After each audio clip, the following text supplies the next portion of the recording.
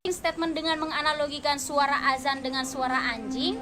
Suara bapak yang narasinya bikin kontroversi dan bikin emosi juga sama kayak suara anjing, sama-sama berisik gitu.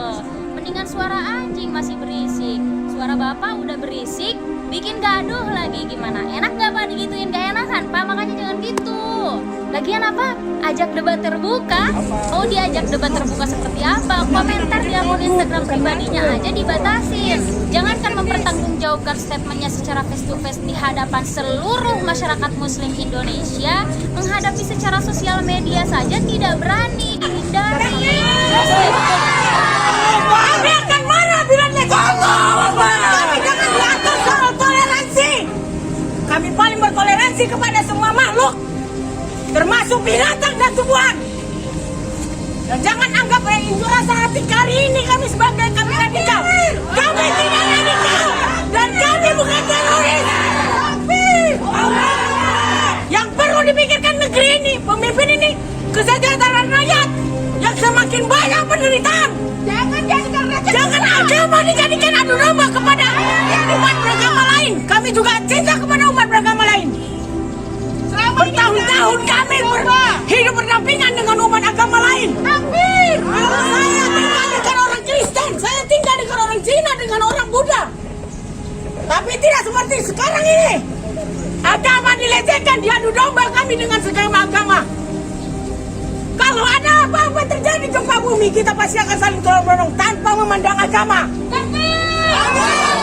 Apa Anda milih-milih agama Kristen itu Anda tolong? Hah, saya tanya. Tidak. Apa kalian milih agama Hindu untuk menolong saudara kalian aja? Tidak. Kalau ada gempa bumi terjadi, saya tanya. Toleransi. Ini kepada Jokowi. Kami sudah lelah umat Islam ini. Lelah. Jangan diadu domba. Kami ingin beribadah. Hanya ingin beribadah agar kami bisa masuk ke surga Allah.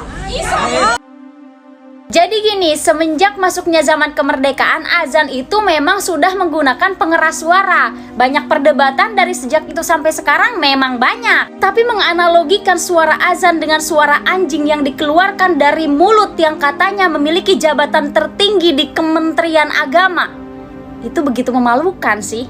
Seharusnya jadi pemimpin dari Kementerian Agama yang di Indonesia mostly bukan cuma satu agama, itu harusnya mengajarkan toleransi gitu. Orang-orang Islam di Indonesia sudah menggunakan pengeras suara untuk azan itu sudah dilakukan sejak tahun 1970, ralat kalau salah ya.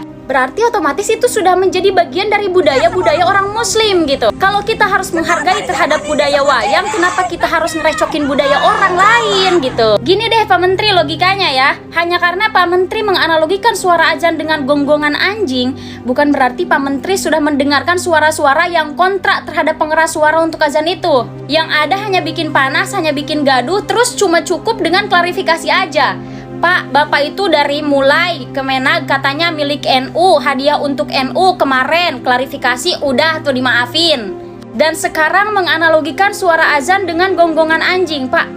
Emang Bapak nggak punya staf untuk menuliskan pidato atau statement Bapak sebelum Bapak sampaikan ke halayak gitu, Pak? Dan lagian seseorang dijadikan pemimpin atau dijadikan menteri itu diyakini bahwa dia mumpuni di bidang itu gitu. Kalau cuman buat kesalahan klarifikasi, selain Bapak juga bisa jadi Kemenag. Terus kalau gitu spesialis Bapak sebagai Kemenag apa dong? Gak mungkin dong masyarakat memanggil Bapak memiliki spesialis yang cuma bikin kontroversi saja. Kalau cuma bikin kontroversi selesai itu mengklarifikasi atau minta maaf, jangan jadi Kementerian Agama Pak. Jadi artis atau seleb aja.